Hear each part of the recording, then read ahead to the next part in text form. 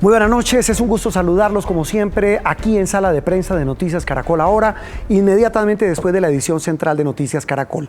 Hace instantes veían ustedes y desde el viernes pasado cómo hemos cubierto para ustedes, nuestros televidentes, el escándalo que se ha generado en torno al otorgamiento de unos créditos que para muchos resultó ser un escándalo, un verdadero escándalo que indigna y que genera muchísimas preguntas. Estamos hablando de una línea que estableció el gobierno a través del Ministerio de Agricultura y de Finagro, que es el Fondo de Financiamiento del Sector Agropecuario, para otorgar recursos a los campesinos afectados por la emergencia, la parálisis, producto de esta pandemia del coronavirus. Pues bien, en las últimas horas, como les hemos contado, los entes de control han puesto la lupa sobre el otorgamiento de más de 226.000 millones de pesos, que según las primeras pesquisas, la mayoría de esos recursos terminaron en manos de grandes agricultores, agroindustriales y grandes productores del campo, contrariando la filosofía inicial de este tipo de ayuda, que era supuestamente para beneficiar a los más vulnerables y pequeños campesinos del país. Solo una cifra de esa línea de crédito especial amparada en estos decretos de emergencia eran 226.000 millones de pesos, de los cuales 213.000, repito, terminaron en manos de grandes agroindustriales y empresarios del campo, muchos de ellos con activos y ventas que superan al año el billón de pesos. Esto pues ha llevado a que entes como la Fiscalía tengan en la mira al ministro de Agricultura, quien es el presidente de la Junta Directiva de Finagro y quien hace parte de los integrantes del comité que debían evaluar la forma como se iban a entregar estos recursos. Dos de nuestras periodistas han cubierto desde el viernes pasado este tema y nos han entregado, no digo que a cuentagotas, pero sí por cuotas, a partes fundamentales de esta investigación. Sol Suárez y María Camila Orozco, compañeras de Noticias Caracol, a quienes saludo. Gracias por acompañarnos hoy y sobre todo acompañar a nuestros televidentes de Sala de Prensa de Noticias Caracol Ahora. Quiero arrancar con María Camila para que nos cuente detalles de lo que en las últimas horas se ha conocido y sobre todo tratar de entender, de desentrañar cómo fue este bendito tema del otorgamiento de estos créditos que supuestamente eran para campesinos pobres, pero terminaron en manos de campesinos ricos. María Camila. Juan Roberto, televidentes, muy buenas noches. Mire, todo inició con una denuncia ciudadana interpuesta a través de redes sociales a las cuentas de los entes de control que tienen, pues obviamente la misión de vigilar el destino de estos recursos públicos, donde aseguraban que estos 226.000 millones de pesos no estaban llegando a los medianos y pequeños agricultores del país para garantizar el abastecimiento agrícola en medio de esta emergencia del COVID-19. Y la primera institución en poner la lupa sobre esa denuncia ciudadana fue la Contraloría General de la República, que hizo un análisis financiero de a dónde se estaban destinando esos recursos que se habían sacado mediante una línea especial de crédito denominada Colombia Agroproduce para asistir a los campesinos en medio de esta emergencia sanitaria desatada por la propagación del COVID-19. En principio, lo que se determinó, Juan Roberto, es que el 80% del total del universo de esos 226.000 millones de pesos estaban en cabeza de 45 empresarios, cacaos llamados así por los entes de control, que tenían ingresos superiores a los 5.000 millones de pesos. Es decir, según el análisis preliminar que han hecho las autoridades, no tendrían derecho a acceder a esta línea de crédito preferencial o especial diseñada exclusivamente para asistir en medio de la emergencia a los campesinos, para garantizar esa línea de abastecimiento en medio de la emergencia, para poder proveer el alimento a todos los colombianos. La Contraloría, la Fiscalía y la Procuraduría, que están haciendo esta investigación conjunta, ya tomaron la decisión de abrir indagación preliminar en contra de Finagro, que ya usted lo decía, del cual hace parte en la Junta Directiva el actual ministro de Agricultura, Rodolfo Sea, para que rindan explicaciones de cómo se seleccionaron a estas personas, porque, Juan Roberto, hay algo muy importante, y es que preliminarmente se ha dicho por parte de los entes de control que quien tenía esa misión de vigilar el destino de estos recursos no lo hizo, es decir, que se abrió esa línea de crédito y se puso a disposición del público estos recursos públicos que también comparten con los bancos del país, sin preguntarse cuál iba a ser el destino que debía ser única y exclusivamente para el sector productivo. De manera extraoficial hemos conocido alguna información que goza de carácter de reserva por parte de las autoridades que indican que los recursos fueron destinados para pagar deudas que no tenían nada que ver con la productividad, con asuntos que tienen que ver, por ejemplo, con el pago de salarios. Incluso eran empresarios o empresas o agroindustriales monstruosos con un músculo financiero que no tenían derecho a eso, no solamente, sino que venían en curso en otros créditos y que automáticamente migraron a esta línea de crédito que, como ya lo decía, es especial, como si se hiciera una preaprobación de este crédito que María nada Camila. tenía que ver con la emergencia, que venía en curso incluso antes del 27 de marzo cuando el presidente de la República decretó la emergencia. Mire, tratemos un poco de explicarles a nuestros televidentes cómo opera eso, es decir, ¿dónde fue la irregularidad? Porque bueno, primero, la más grave es que terminaron personas que entre comillas no necesitaban o tenían un músculo financiero, como usted lo dice, beneficiándose de esos créditos. Pero lo otro, eso último que usted menciona, incluso una fuente que usted consultó en la Contraloría, hablaba de que esto era lo más parecido a un crédito rotativo, como el que hace una persona, usted o yo, ante una entidad financiera, ante un banco. ¿Cómo es eso que eran créditos que habían pedido antes, pero terminaron camuflándolos como si fueran créditos para auxilio en medio de la pandemia? Pues mire, lo que dice la Contraloría, esa fuente a la que usted se refiere, que es el hombre que ha liderado esta investigación, este análisis financiero que pudo establecer, ya lo decimos de manera preliminar, que estos recursos no se le estaba dando el uso adecuado, es que eran grandes agroindustriales que venían desde antes del 27 de marzo en línea con preaprobación de créditos distintos que nada tenían que ver con la emergencia sanitaria desatada por el COVID-19 y que automáticamente pasaron a esta línea de crédito que era especial, quitándole la oportunidad a personas que, lo decía Juan Roberto, mire, el Contralor Delegado para la Agricultura decía, a empresarios medianos o pequeños de los cuales depende completamente su supervivencia, su existencia en el mercado, un crédito por un millón de pesos, por 500,000 pesos, que incluso muchos estaban intentando aplicar a cifras que son pequeñas en comparación con las que tuvieron acceso estos agroindustriales. Una de las mayores irregularidades, Juan Roberto, y que lo preveía justamente esta línea especial de crédito, es que no podía haber agrupación de empresarios, ni grandes, ni medianos, ni pequeños, porque la regla era para absolutamente todos, y estos grandes empresarios se agruparon para acceder a créditos superiores a los 10,000 millones de pesos. Uno de ellos, nos hacía la advertencia una fuente que tiene acceso directo a esta investigación, se agrupó, es una empresa avícola del departamento de Santander que tiene un músculo financiero superior a los 5,000 millones de pesos, se agrupó con otros para acceder a créditos superiores a los 18,000 millones de pesos. Los entes de control le han hecho un requerimiento insistente para que devuelva esa plata. Mire, revelábamos en Noticias Caracol hoy que más de 50,000 millones de pesos han sido devueltos por estos empresarios que accedieron a créditos que, según los entes de control, no tenían derecho de tener.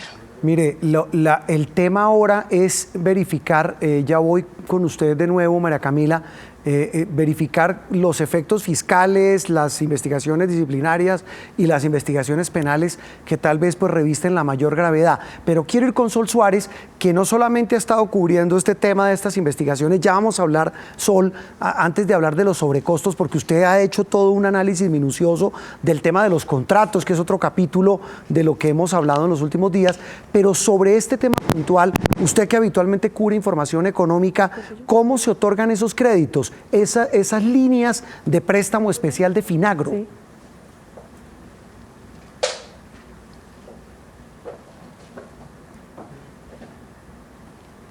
Sí, Juan Roberto, pues a ver, eso se hace con el riesgo al crédito, es decir, todos los pequeños, medianos empresarios que se acercan a los diferentes bancos, incluida el Banco Agrario Finagro, lo hacen efectivamente pues por medios de trámite. El banco lo que hace es evaluar cada uno de los créditos, cada uno de los requerimientos que tiene pues el productor, e inmediatamente pues según el riesgo que tiene pues empiezan a evaluar si se presta o no se presta. En este caso pues al parecer hicieron lo mismo, y al principio cuando salió la denuncia Contraloría, pues lo primero que dijeron es que efectivamente no se habían entregado a los pequeños y medianos por la aberración al riesgo que hay, porque son productores o que ya están sobreendeudados o que definitivamente pues no tenían las posibilidades como tal para poder pagar y no había la garantía del respaldo suficiente en estos dineros, entonces por eso no se hicieron. Pero después, cuando entra la Contraloría y efectivamente pues empieza a analizar todo, como lo acaba de contar nuestra compañera María Camila, entonces se dan cuenta que lo que pasó es que no hubo filtro, que simplemente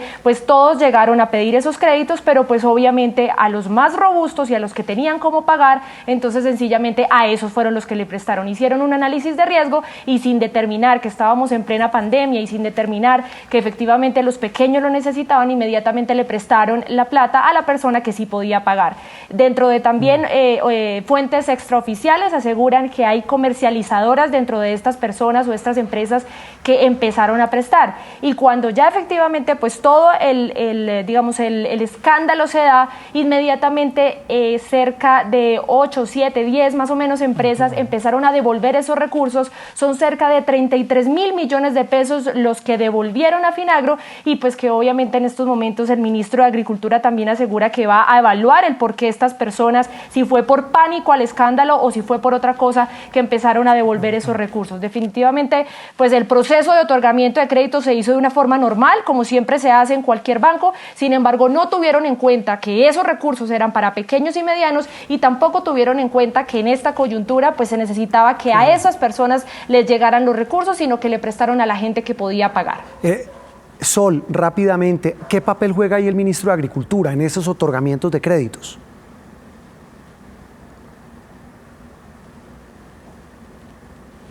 Normalmente en la Junta lo que en teoría se podría analizar es que todo debe pasar por la Junta Directiva y pues por obviamente todos sus miembros, incluido su presidente y todos los miembros de la Junta Directiva. Pero el Banco Agrario y Finagro ya en la historia de Colombia ha tenido varios inconvenientes al respecto, y lo que siempre se da cuando hay investigaciones en este tipo es que supuestamente en la Junta Directiva se toma una decisión que se supone que tiene que irrigarse a los mandos medios, y al parecer dentro de los mandos medios pues supuestamente cambiarían esas decisiones. En estos momentos está en investigación. En teoría el ministro y los miembros de la Junta Directiva de Finagro tenían que haber sabido, tenían que haber dado la orden, tenía que haber, hacer el control del otorgamiento de estos créditos, pero bueno, hay que investigar qué fue lo que firmaron, en dónde lo firmaron y cómo hicieron toda la información, cómo irrigaron toda la información en todos los esquemas que tiene Finagro y pues el Banco Agrario. María Camila, excúseme, María Camila, en esa trazabilidad de establecer, como dice Sol, cómo se otorgaron, quién los entregó, cómo dieron los créditos, cómo van a establecer las responsabilidades, tanto las fiscales en la Contraloría, las disciplinarias en la Procuraduría y las penales en la Fiscalía.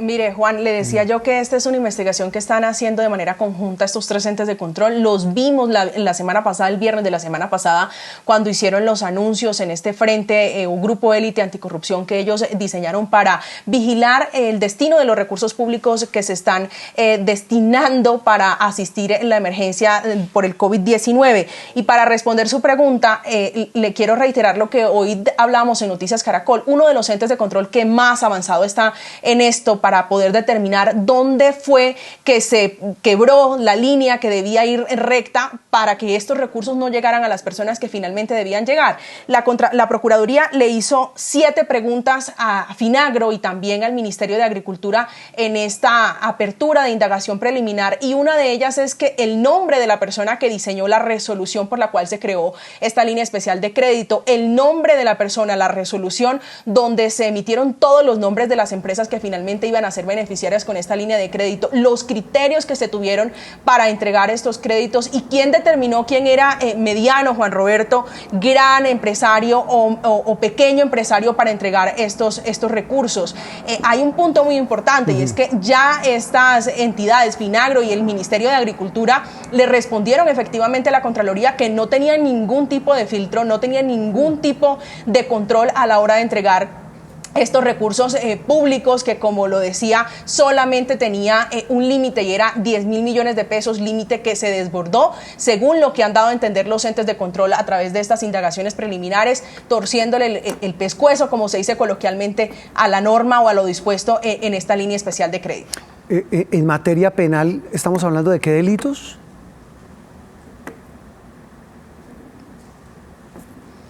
Juan, en materia penal, justamente anoche estaba hablando porque se estaba conformando este grupo especial de investigación ya con fiscales delegados anticorrupción. No tienen tan claro penalmente qué tipo de delito se puede constituir, pero le doy una pista. Los investigadores de la Fiscalía creen que esto viene incluso desde diciembre del año pasado, que se venía gestando desde diciembre del año pasado en el departamento de Neiva con unos contratos un poco más pequeños, también que se estaban aparentemente camuflando como contratos de necesidad en atención a lo que ya se venía gestando por el COVID-19. Sol, usted repito que ha cubierto estos temas de estos otorgamientos de créditos y usted dice, mire, le prestaron a los que tenían más músculo financiero, como lo dice María Camila.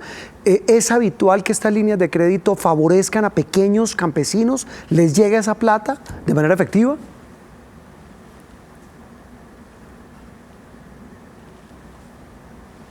Lo que pasa es que, Juan, la diferencia de todo lo que ha pasado hasta el momento es que en esta coyuntura, pues no se había visto tantas facilidades en tema de tasa de interés y tantos beneficios al momento de prestar un crédito. Normalmente cuando estas líneas se abren porque hay paros en carreteras, porque hay demasiados, cambios climáticos fuertes que afectan cualquier tipo pues, de cosecha. Ese tipo de líneas siempre es para ayudar al pequeño y a mediano, que sí les ha llegado al pequeño y al mediano, pero no ha sido con tasas tan bajas ni con tantas facilidades crediticias como en esta coyuntura se supone que en teoría ofrecieron a esos productores. Ahora la diferencia es que en esta se ofrecen muchísimas facilidades y beneficios, pero no se les entregó a los que sí se les debía entregar.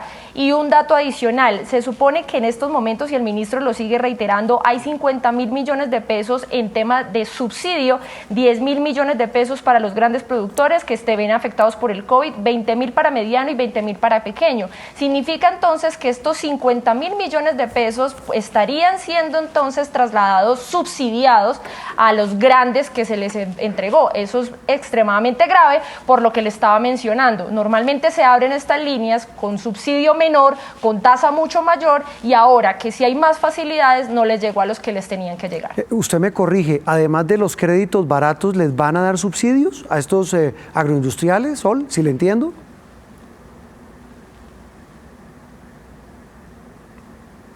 No, o sea, la línea que estamos hablando en estos momentos que está en investigación, tenía adicionalmente no solamente bajas tasas, sino además plata subsidiada, o sea, el gobierno entregaba subsidio de 50.000 millones de pesos, estos trasladados, como le digo, en tres líneas, 10.000 para gran productor, 20 para mediano y 20.000 para pequeño. Entonces, si no se le dieron a los pequeños y a los medianos según la investigación, entonces esta plata de subsidio en la misma línea que estamos hablando sirvió para subsidiar a los que se les entregaron, o sea, a los grandes productores. ¡Qué barbaridad! Una frase final rápidamente a las dos. María Camila, ¿cómo titula este escándalo?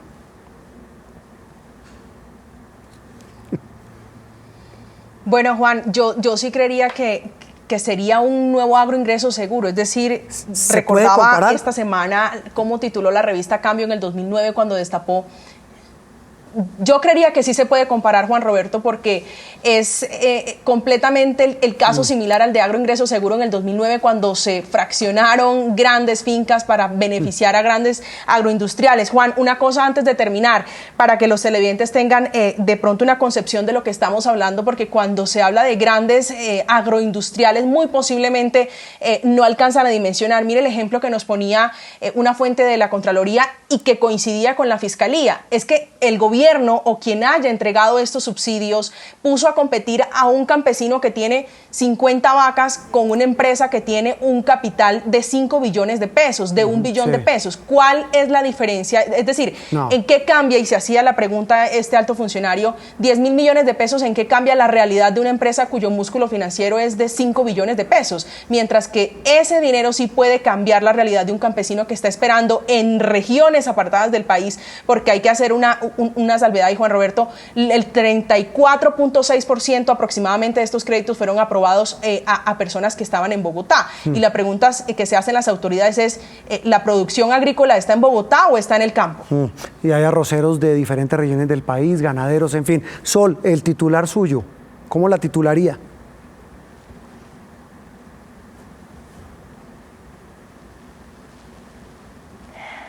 Es un titular larguito, pero es más o menos como, si Cortico. hoy no se ayuda a los pequeños y medianos empresarios del campo, ¿qué vamos a comer en 6 meses? Esa es una buena reflexión. Sol Suárez, María Camila Orozco, gracias. De las dos periodistas que tanto una en el campo judicial, la otra en el campo económico, han cubierto que sin duda apunta a ser uno de los escándalos del año, el otorgamiento de créditos que se supone era para pequeños campesinos y terminaron en manos de grandes agroindustriales. Vamos a hacer una pausa y regresamos en instantes con un tema también muy importante, las posibilidades y toda la polémica que hay, las dudas que hay sobre la educación virtual, muy de moda por estos días de cuarentena y de aislamiento. Ya regresamos.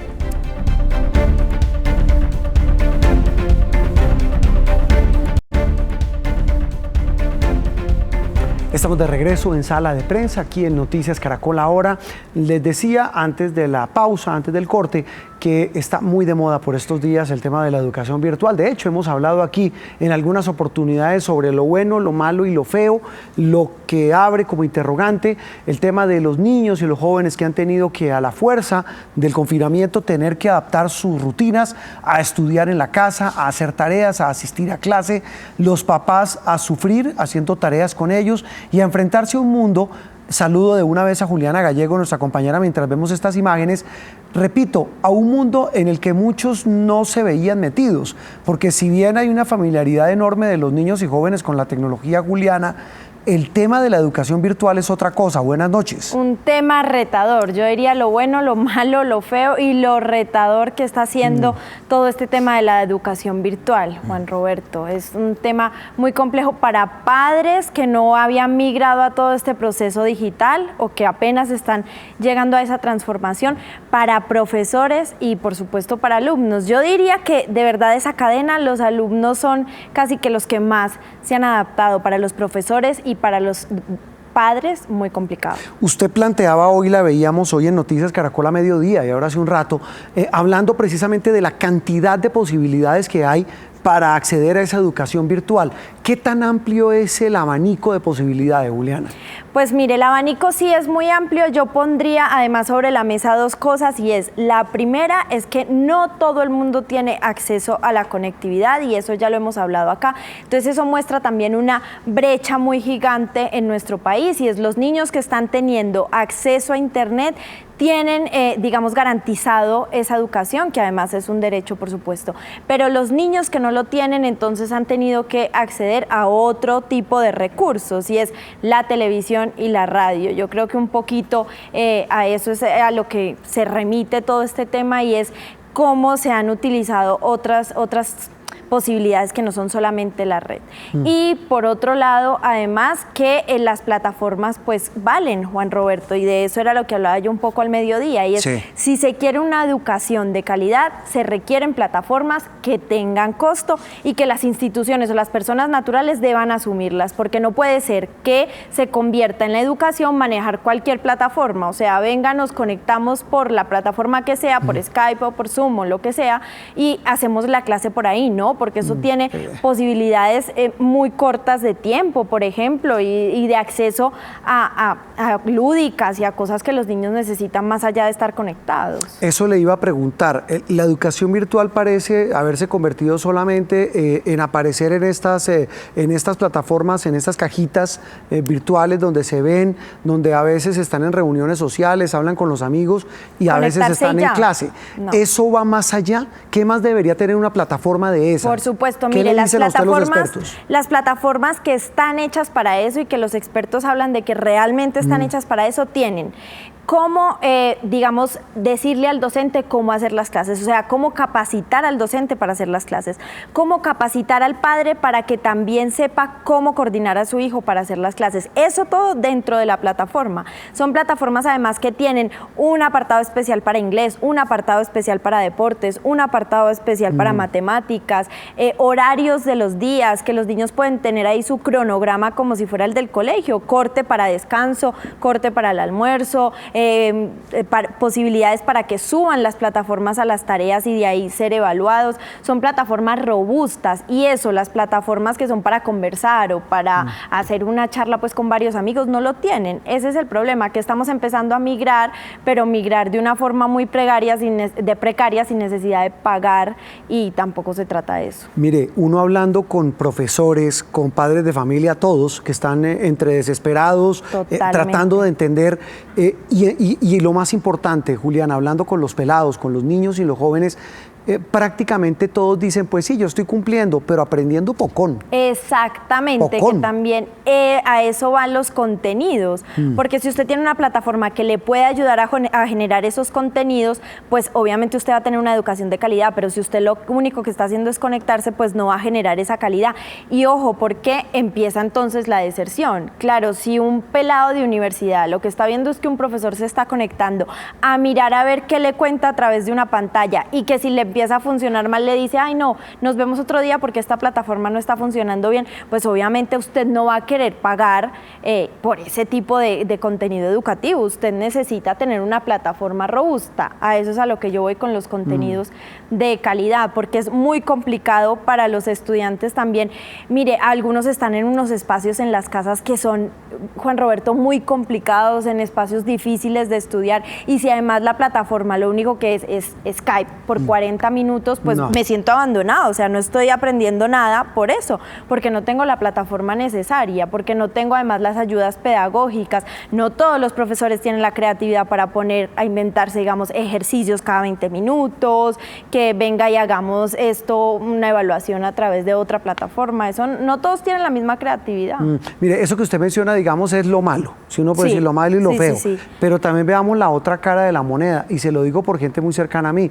Gente de mi familia hizo el bachillerato por radio. Usted no había nacido, yo estaba muy chiquito, creo que tampoco, cuando en Colombia, a través de emisoras del Estado, se dictaban clases de primaria y bachillerato, se alfabetizaba.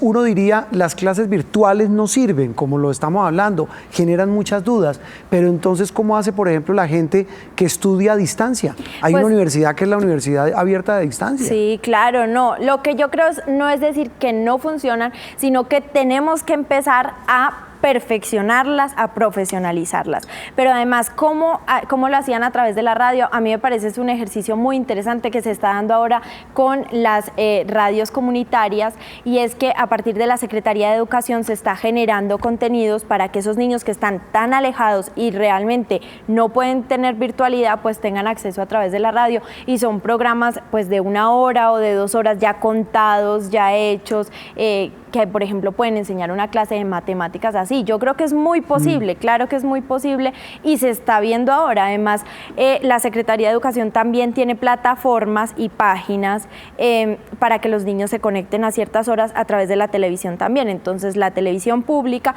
pone programas solamente de matemáticas, por ejemplo, por 1 hora, solamente de sociales por otra hora. Todo eso es muy posible. Ahora, se necesita, claro, que el contenido que se genere sea muy serio y sea muy especializado. Sí, sobre todo que tenga el respaldo del Estado, que es tal vez lo más importante. Por supuesto, para las instituciones públicas, Juan Roberto, las instituciones privadas son otro cuento y tienen cosas mucho más, digamos, avanzadas y plataformas más robustas por cuestiones de presupuestos, pero las instituciones públicas lo que tienen que hacer es apalancarse en todos los programas del Estado. Voy a terminar con una pregunta retadora que me están haciendo muchos televidentes acá. Usted es joven, usted es una pelada, usted, digamos, está inmersa en estas nuevas tecnologías, en estos mundos de ciencia, pero está también de este lado del vidrio haciendo periodismo. Me dicen varios televidentes, pregúntele a la experta, ¿usted fuera mamá de un joven que está en la universidad viendo estas clases virtuales, le paga un semestre de 15 millones de pesos? De 15 millones de pesos, no, Juan pero Roberto. Yo creo que hay que llegar a un equilibrio. No, perdón, pero es que eso vale. Eso vale, lo sé. Es que eso vale, un semestre vale 12 millones. Claro, o sea, le paga usted un semestre de 12 millones por ver clases virtuales? Pues realmente no, yo creo que hay que llegar a un acuerdo y es por mucho que las universidades, y esto es una opinión muy personal, me pueden caer encima, pero por mucho que las universidades tengan esa migración digital y estén invirtiendo en las plataformas, no es justo que el precio sea igual. Y yo creo que ahí hay que llegar a un balance porque además la educación va a tener que ser en gran parte virtual lo que queda de este año y muy poco presencial o casi nada presencial. Entonces, si se van a dar además las dos cosas, yo creo que sí, el precio tiene que empezar a bajar y tiene que llegar a un equilibrio y a una negociación. Veremos a ver si bajan los precios. Ojalá, a ver a qué se puede lograr. ¿A qué se puede lograr? Juliana, gracias, nos vemos. Gracias, Juan. Muy amable. Una nueva pausa en Sala de Prensa. En instantes viene don Ricardo Ospina con su radar.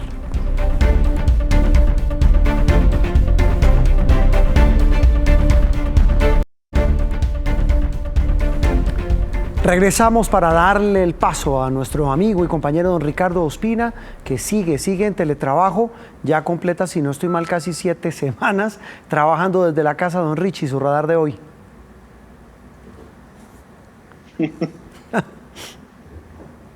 Hola Juan Roberto, buenas noches. Sí señor, 7 semanas y un poquito más. Hoy el radar está en torno al general Mauricio Santoyo, ex jefe de seguridad del expresidente Álvaro Uribe, un hombre que durante varios años estuvo en la Policía Nacional, fue un oficial de las más altas calificaciones, pero que ha estado involucrado en muchos casos delictivos en los últimos años.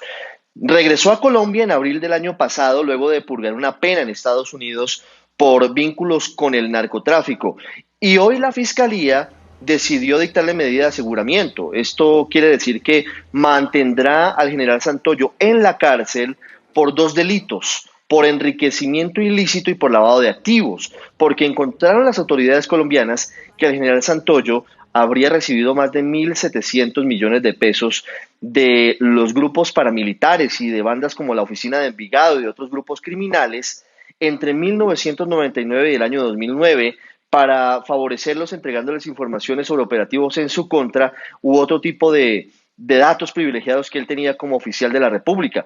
Esto es muy grave porque quiere decir que incluso siendo jefe de seguridad de la Casa de Nariño, Santoyo, según la Fiscalía, trabajaba con los paramilitares. Adicionalmente, Juan Roberto, hay que recordar que el general Santoyo tiene varios casos en su contra. Es investigado por la presunta desaparición forzosa de 2 activistas de derechos humanos cuando fue comandante del Gaula en Medellín. Él habría ordenado interceptar más de 1.000 líneas telefónicas y esto habría favorecido esta desaparición. Y también es investigado por haber presuntamente colaborado en la desviación del caso del asesinato del querido y recordado Jaime Garzón en 1999. Así que hoy en el radar, el general Mauricio Santoyo, quien pasó de jefe de seguridad de la Casa de Nariño a un hombre con condenas y con procesos en su contra.